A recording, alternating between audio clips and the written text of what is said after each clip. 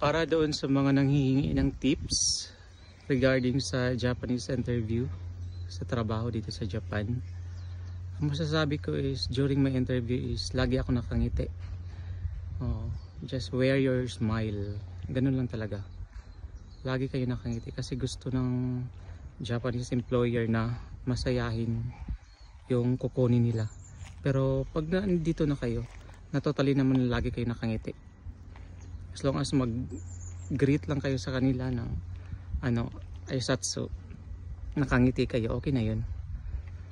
Ito yung pinagtatrabahoan ko dito guys sa Japan. Tapos yung Jeko Shokai nyo, yung introduce yourself, yun, memorize nyo yun. Tsaka mag-aral din kayo ng mga verb nila, yung mga action nila, para hindi kayo mahirapan dito.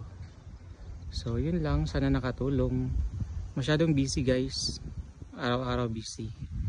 So minsan hindi ako nakakagawa ng mga video. So ito yung pinagtatrabahoan ko na farm. Dalawang farm yung pinagtatrabahoan ko. Ang ganda ng puno.